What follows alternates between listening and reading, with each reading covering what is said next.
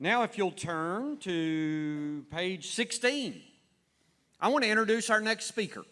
Our next speaker is a Kansas native, cow-calf background fella that has gotten a neat history, a wide history, an amazing history. He taught some graduate degrees from Kansas State University. He worked 8 years for CattleFax, where Troy worked, and has done a lot of market and analytics. And the next 8 years, he was the market analyst and performance analyst for Conti Beef. And then another 5 years with one of the largest, if not the largest, cattle feeding company in North America, Five Rivers Feeders. He's done a lot of great things and things that he started, and for the past 7 years, he has been the CEO of the Red Angus Association of America, the fastest growing breed of cattle in the nation over the last 2 decades. He has been married to Mindy for 36 years. They have 4 grown children.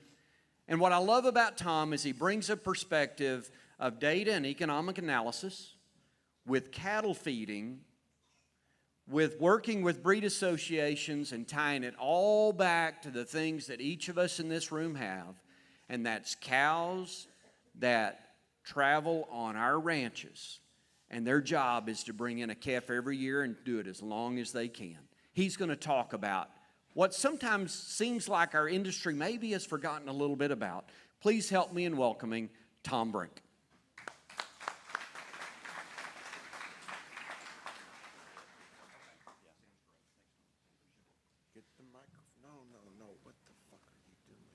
I think I have 2 jobs this evening.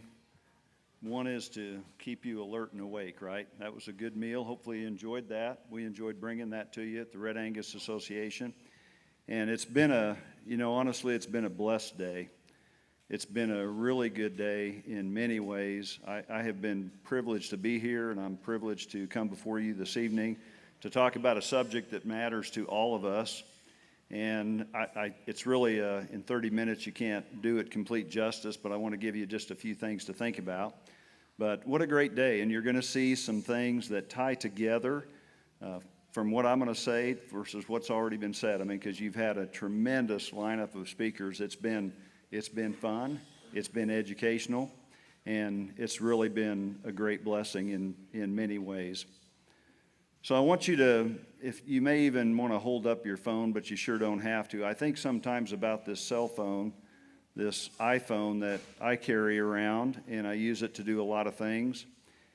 It's a lot different than the one I first had maybe a decade plus ago. I don't even remember how long, maybe 15 years ago. There's good and bad with this phone, right? And I think most of us, especially if you have a little gray hair like me, you can relate to that. The functionality is unbelievable. What you can do, you never dreamed about.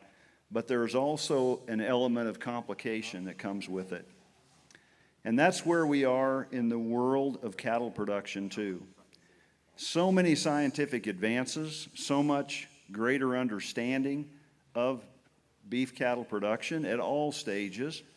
And yet what? It's complicated, isn't it? There's an element of complication. And so that's why you guys, all that we're here today, whether you're one of the students in the room or the most senior folks here, you're here to learn, and we have to keep learning. We have to keep challenging ourselves because science advances, markets advance, and we have to do our best to keep up. There's so much knowledge out there, and I have no doubt that you all are way above average in your operations just because you have demonstrated that you want to continue to learn and grow and get better, and that's going to serve you well. So what I'm going to talk about this evening is, again, the topic that is near and dear to all of us, and that is what makes a great beef cow. What does that look like for the future? That's a subject so big and so complicated we can't do it justice in about 30 minutes or less, but I'll give you at least, hopefully, a few things to think about.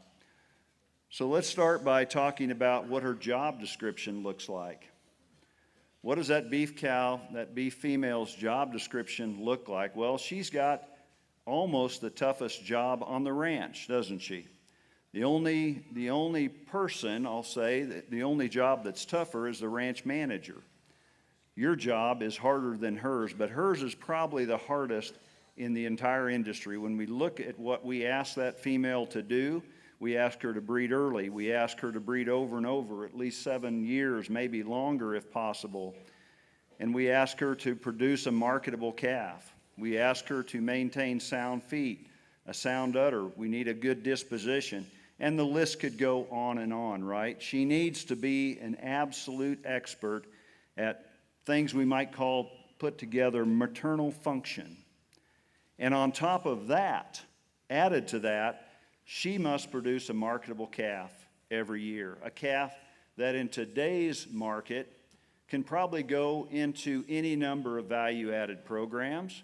And we'd like to receive a premium for that calf, and so maybe some flexibility in the type of program we put that calf into. That's a pretty big job description, right? That's very challenging, but that's what we need that female to do. And you could certainly add to that list, but I think that gets us started. So we're going to talk about maybe some ways to help that female out in all of our pastures achieve more success over time, fulfilling that very tough job description. So we're going to talk about 5 key, I just call these components. They're kind of different. Each one's maybe a little bit different. And again, to give you something to think about as wherever you are in your herd today, whether you're keeping a lot of heifers, maybe you haven't been because of the drought, and you're starting to think about, well, if it rains, then I'm going to have to do some replenishing of my inventory and so forth. So we'll try to give you some different things to think about in terms of not just today, because the other thing we know, right, the decisions we make with those, especially replacement females, are going to be decisions that we live with for a decade, and really even longer than that, because they're going to produce the next generation, and so it's going to last on our farms and ranches for a very long time. So let's look at 5 key components, and I'm going to submit to you right off the bat that the beef cow of the future is a crossbred female. She is a crossbred female. Maybe you wouldn't expect to hear that from a breed association person. Interestingly enough, Red Angus, a long time ago, adopted crossbreeding as one of our 7 core tenets of the breed because it's good science, right? It works. Crossbreeding works, and it works in a number of different ways. But not just random crossbreeding, right? It's got to be a crossbred female that was produced with a plan. There was some thought, some intent, probably some breed complementarity that was put together when this female was genetically designed. The point on crossbreeding is this, okay? These are too big of benefits for most of us in our operations to forego. Now, maybe in an ideal environment, you can get away without it. But I know all of you really don't operate in an ideal environment, do you? And so when we look at the benefits of crossbreeding, I've shortened the list here, actually. What you see on the screen is a reduced list. It's some that are very important from the standpoint of reproduction and even a little bit on weaning weight, survivability, but especially the last one that's up there, longevity, stayability, that maternal function, having a cow that will last. That's something so important to all of us. You've heard speaker after speaker talk about it, the depreciation element that Lee Leachman mentioned. It's so true. And so crossbreeding brings a lot of that to the table. So I would submit to you that for almost all of us in this room, the crossbred female is the female of the future because of the value of heterosis. Okay, now when we think about crossbreeding, maybe some of these old, very good scientific programs come to mind, right? There's a lot of good science on the screen right here. But what's the problem, okay? It's complicated. It's complicated. Crossbreeding can get pretty complicated, especially for small producers, but I talk to large producers, and I've got 300 commercial cows, and they talk about the difficulty of managing a good crossbreeding program. So I would say this, okay? Heterosis is a great thing, and we all know that. I think most of us have accepted that science. But trying to maximize heterosis is a great pain. So it's hard, isn't it? It's tough to do. And so we have to think about our operations in regard to how do I get at least some, and hopefully a significant portion, of the benefit that hybrid vigor can bring to my cow herd without making it so complicated. And so, again, what I would say is find a way, as you think about females walking on your ranch, producing calves year after year, breeding up early, breeding back regularly, producing a marketable calf, find a way to bring crossbreeding, maybe in a more simple form than what some of the real complicated systems would suggest, into your operation. But for most of us, we sit here and we look at this, we see the longevity, we see the survivability, we see the breed back percentage and all the good things that crossbreeding does, and we probably, if we're honest with ourselves, we say, yeah, that's pretty big, and it's big to profitability, and so how do I bring that into my operation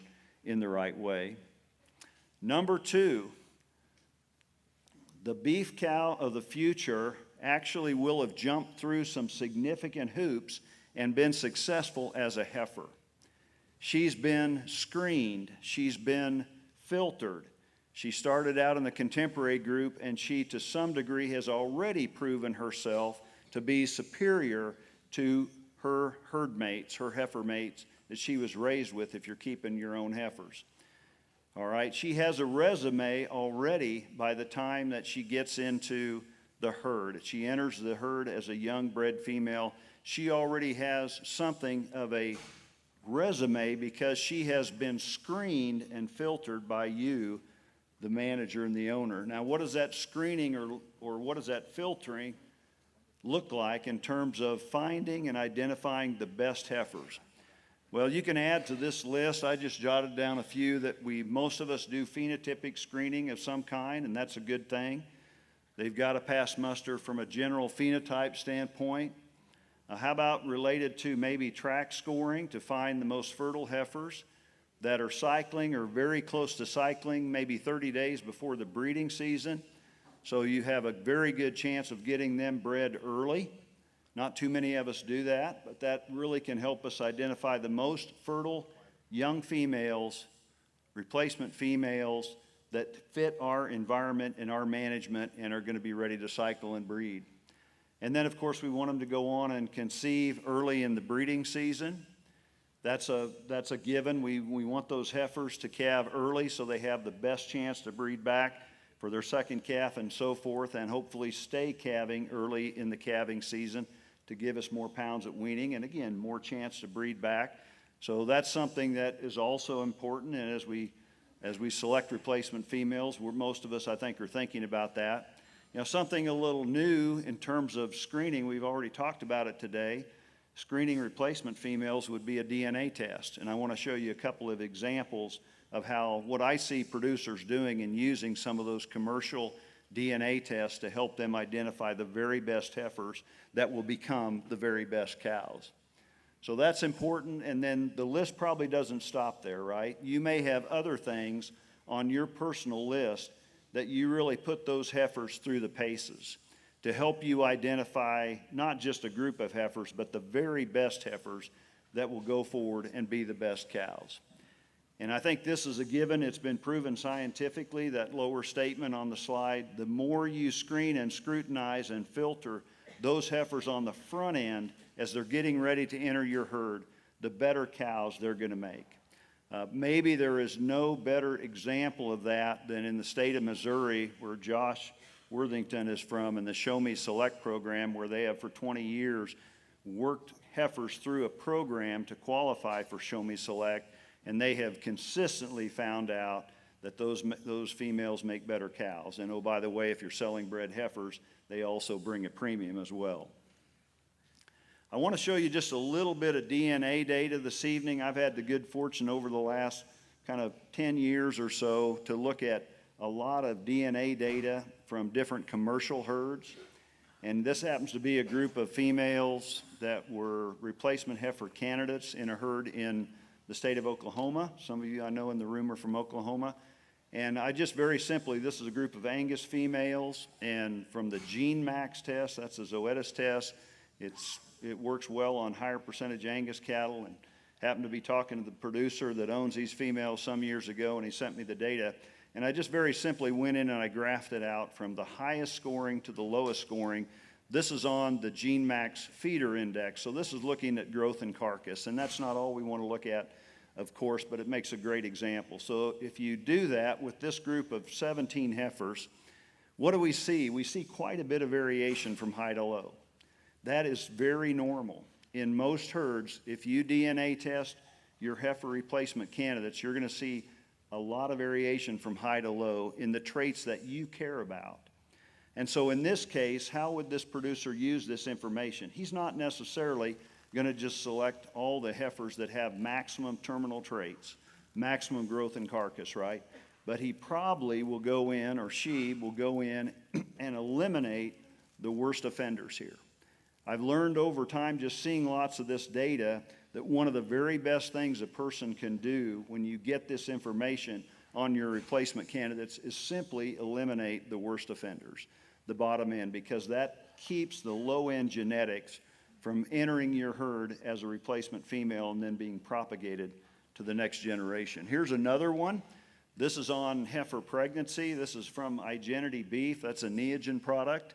And again, we've got about 46 head of replacement heifer candidates here. The graph is constructed from high to low on heifer pregnancy. I could have done stayability or some other maternal trait, or you can look at different traits.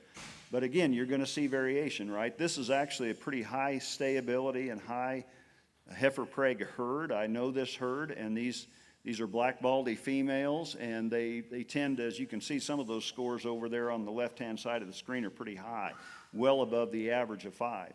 But there's still a low end that we probably would want to eliminate here.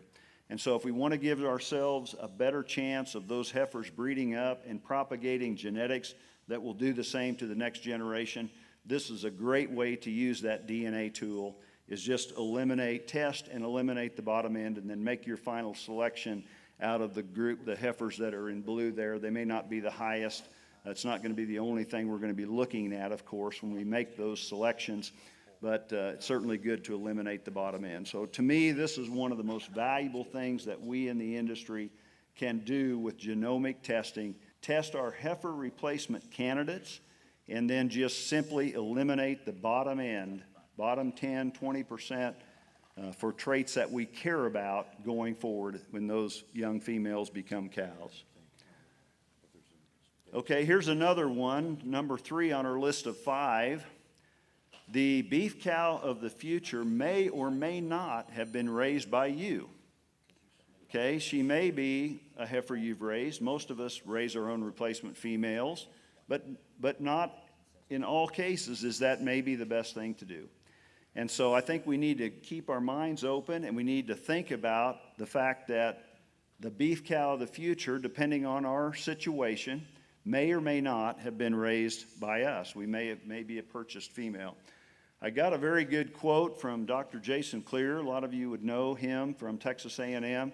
And he said, I think very wisely, it's a decision is really what he's saying here. It's a thoughtful decision we should all make when we are looking at buying replacement females or raising them ourselves. So when deciding on the best strategy for adding heifers, producers need to weigh the advantages and disadvantages, what's good about it, what's maybe challenging about it, think about your management, and then he goes on to list, and that's kind of small print at the bottom of the screen, but there are a lot of things to think about and consider, and maybe the most important thing for you to do and to take away, and maybe you've already done this, is to say, I've made a decision. I've consciously thought about raising all of my replacement heifers, maybe only raising part of them and purchasing some of them.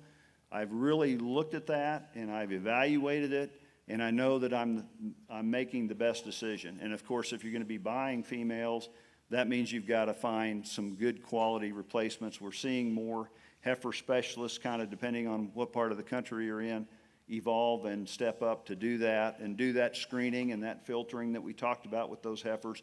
But we should all be making a conscious decision when it comes to deciding whether to raise our own replacements or if we want to buy some of them. And another question that goes right with this, and this is something that I think isn't talked about very much, just mention it briefly here. Ask yourself how much I'm giving up in terms of weaning weight in my cow herd by raising my own replacements because of the bulls that I'm selecting. Maybe I need to split my herd and terminally mate part of my herd to get more pounds of weaning. If this number is 0, then you're not giving up anything, right? But almost in all cases in our herds, it's not 0. And so again, this is a good question to ask yourself and to really consider, how much am I giving up to raise my own replacement females in terms of pounds of saleable calf? If that's a smaller number, then that's in your favor. If it's a bigger number, maybe it's time to think about another approach. So that's also, again, part of the discussion and part of the evaluation of whether a group of heifers that you're going to put back in your herd come from your herd or whether they're sourced from an outside entity. Okay, component number 4. This one may surprise you just a little bit, but I think it's where we are, and I think about what Josh said and what Lee said.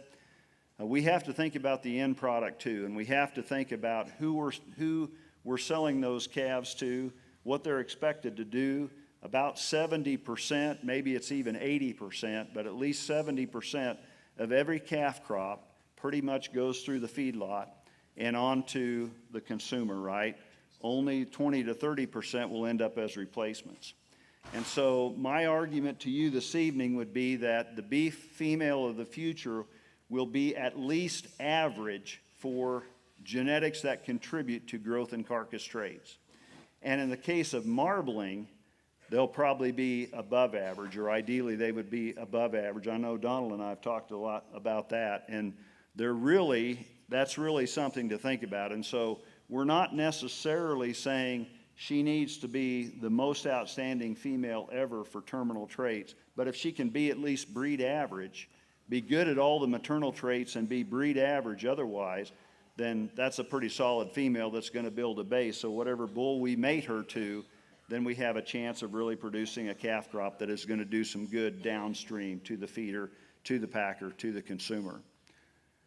And I want to throw just a few numbers at you tonight, and this is a little bit of a challenge, I guess, but it's all about the numbers, right, Andy? It's all about the numbers. And I want you to look at the top chart here, the top box. I'm showing you a Red Angus example here, and we have our two of our 3 indexes up here. Herd Builder, you see Herd Builder there on this 2-bull comparison. That is our maternal index. I liked Lee Leachman's words this morning. He said an index is like a budget. There's outputs and there's inputs. There's revenues and there's costs. And that's how these indexes are structured as well. And so Herd Builder is a maternal index. Gridmaster that you see there is a terminal index or a growth and carcass index. And so I've got 2 bulls. This is an actual example from 2 Red Angus bulls that sold earlier this year. And I failed to bring it up here, Donald, but I want to give a hat away to whoever would stand up right now where they are and say, which bull offers more genetically? You better be quick because it's not a hard question. So stand up and claim your hat. I want to give a Red Angus cap to, okay, clear in the back of the room. Now you got to get the answer right though. Bull B, do you agree with him? Do you agree with him?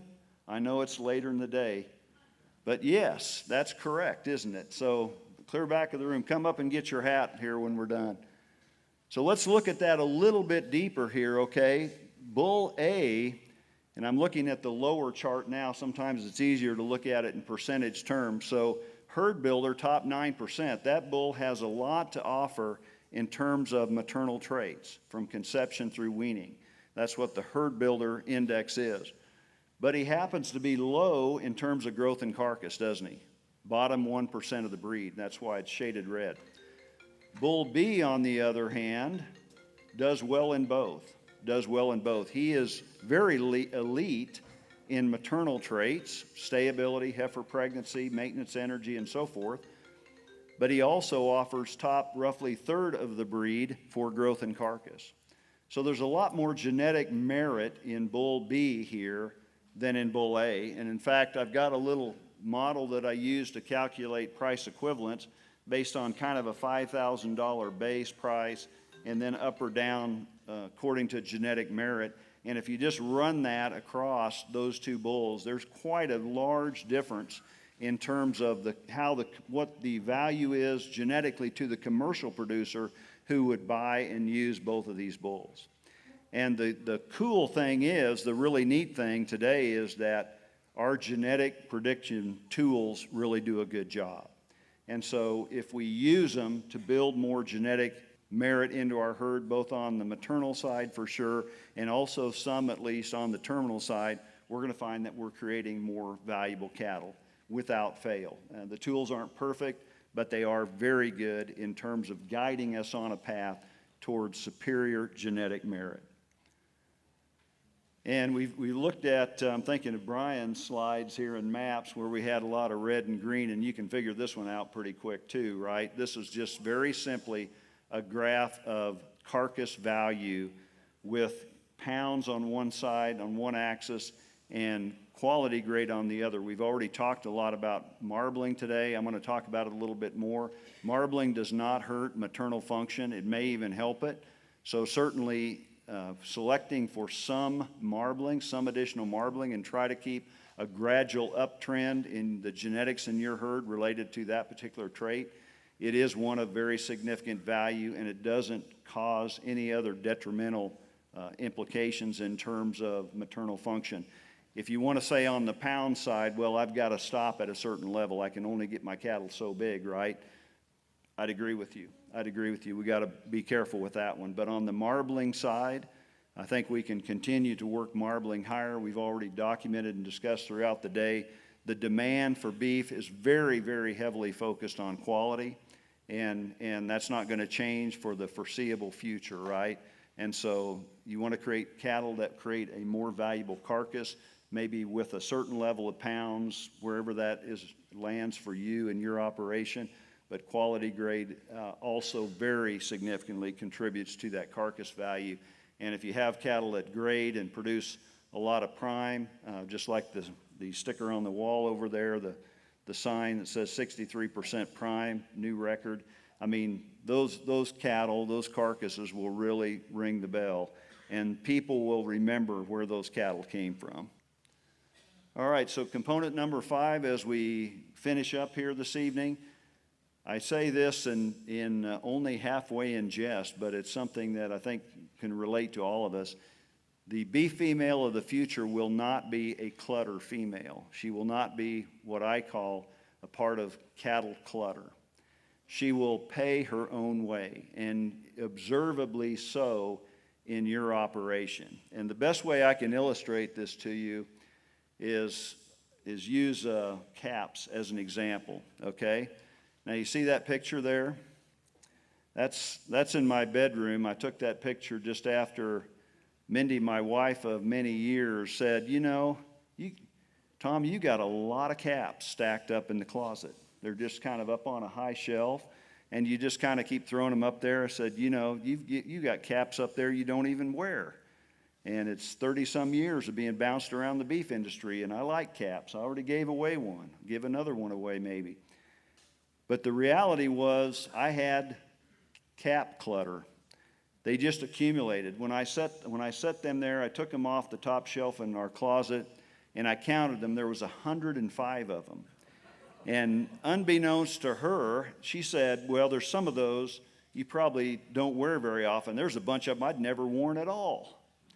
And if you're a kind of a cap connoisseur, you know that you can't stack them too high or they start to smash the ones below it, and then they're not so good anymore. So I cleaned that out. I'm rebuilding gradually, I have to admit it.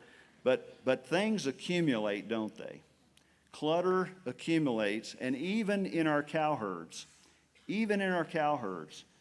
some of you, and I'm not going to ask by show of hands, but some of us would say, I have a little challenge with procrastination.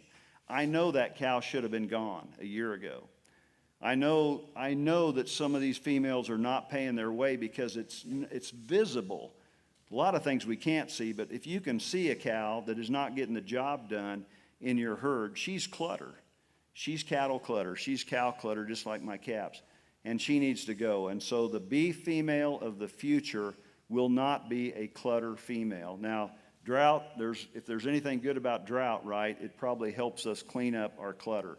But it's so easy, and I think most of you in the room will relate to this, it's so easy to let cattle accumulate.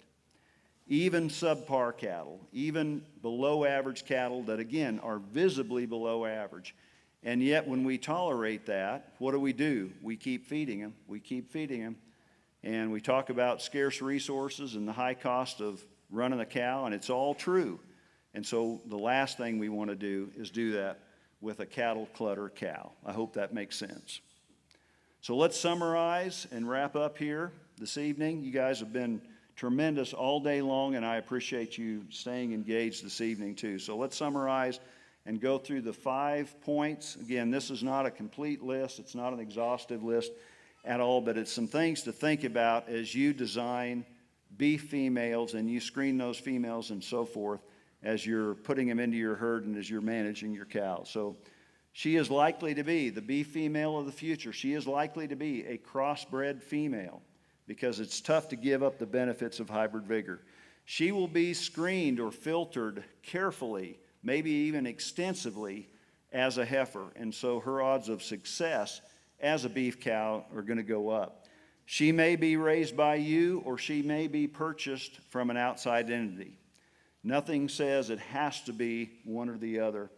She is going to contribute reasonable growth and carcass traits. Again, I kind of use breed average as a target. It might be a little above that, depending on your environment. But at least think about the types of traits that you're putting in terms of growth and carcass, because again, about 70% of the calf crop is going to be sold in that direction. And then finally, she will be a cow that is not a clutter cow. Very simply, she'll be one that is paying her way, and we can't see everything by looking at our cows. We should be measuring, collecting data. The more we do, the better off we're going to be, but certainly eliminate those females that we obviously see are not producing with the herd. They're pulling the average down in terms of birth date of the calf, weaning weight, and marketability, and so forth.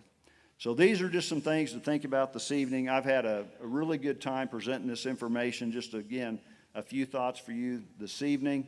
Thank you for being such a great audience all day long. Donald, if we have a question or two, time for a question or two, I'm glad to try to answer those. Thank you very much.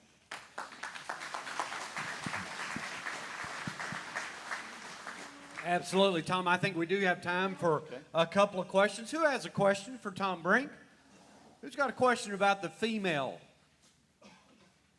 Now, I know that, and I'm going to say this while some of you are coming up with it, getting the courage to raise your hand and say, I've got a question. You know, there's some places well, I'm going to say this. Part of the great part about this conference, have you had a good day? Yeah. And I'm excited about tomorrow. But one of the great things about the conference, we've loaded ourselves with information, and now we get to fellowship together. And you've done that some through the breaks. I encourage you to stick around here until Andy and his crew run us off tonight or visit, all right? The hotel lobby where you're staying, go and visit. Stay and visit here. Be back here at 7 in the morning with coffee and donuts. Visit some more. You know, some places have a Dixie chicken. This place has got a stumbling goat. Oh, so just wherever you want to go. But I encourage you to go and fellowship together, exchange ideas, recap what we learned today.